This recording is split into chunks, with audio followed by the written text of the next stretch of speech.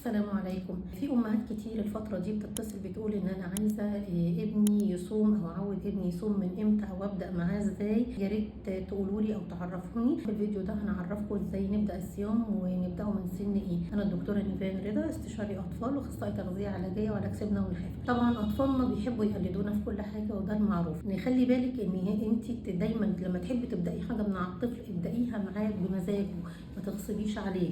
سيبيه هو اللي يطلب واللي يدور ان هو يبقى عايز وان هو عايز يقلدك ويعمل زي.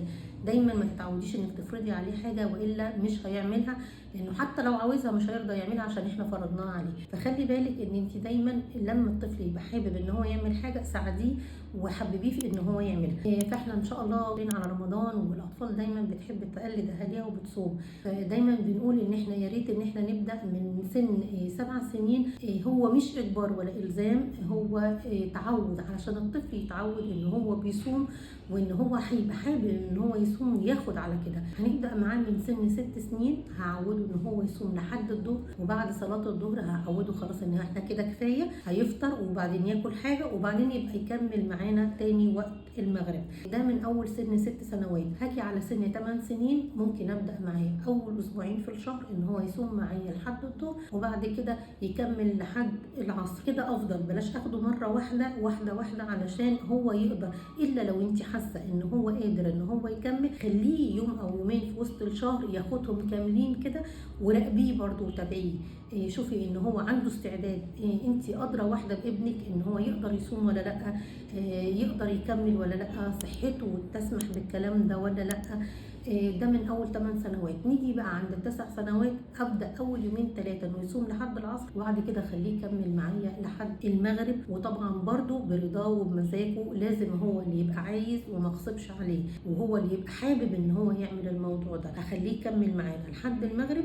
وطبعا في حالات مهمه جدا ان هو ما يصومش فيها. لو حسيت ان انا ابني تعبان او عنده نزله برد او بياخد اي علاج لاي حاجه، مفيش صيام في الفتره دي، ولازم ان هو يبقى عارف كده.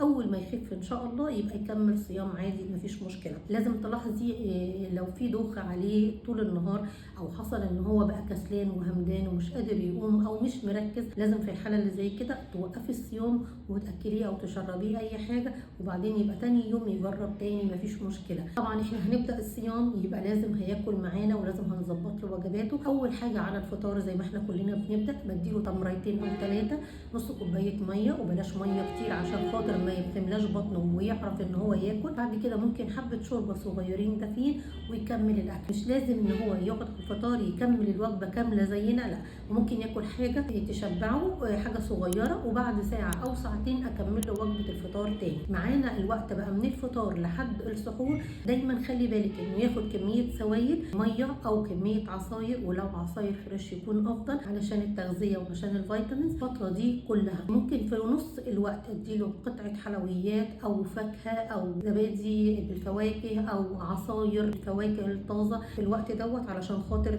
تديله سكريات برده وتنشطه. هنيجي على وجبه السحور. مهم ان انا اخر وجبه السحور جدا على قد ما اقدر لاخر لحظه. لازم ابقى مراعيه ان فيها حاجات كتير. اولها النشويات، لازم يبقى فيها جزء نشويات مهم وكويس، وبلاش المخبوزات زي الفينو والفطاير. خلينا في العيش البلدي والعيش العادي. ادي معاها حاجه بروتين زي البيض او الفول، لازم يبقى فيها بروتين عشان ده اللي بيديله شبع فتره طويله. مهم جدا ان انا ادخل فيها الخضروات زي الخيار زي الخس زي الجزر. كمان لازم يبقى فيه عنصر الزبادي او اللبن، يا اما ساده يا اما ممكن بعسل او معاها فواكه. لازم تبقى الوجبه كامله متكامله، اولا عشان تحسسه بالشبع فتره طويله، علشان ما تحسسوش بالعطش ويعطش في وسط النهار. لازم يبقى فيها الياف زي الخضار السلطه زي الخيار والخس والكابوتشي والجزر. لازم تديله يشرب ميه كويس قبل الفجر. نخلي بالنا ان احنا السنه دي وتوقيت الصيام السنه دي احنا في الشتاء، اطفالنا في المدارس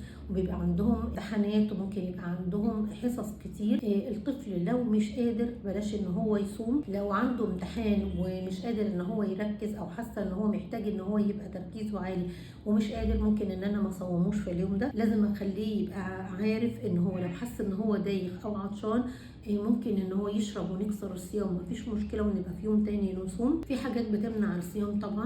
لو الطفل مريض وعنده شكوى او في سخونيه وارتفاع في درجه الحراره او بياخد علاج لاي حاجه، في الحاله اللي زي كده لازم هوقف الصيام وبعدين يبقى يكمل.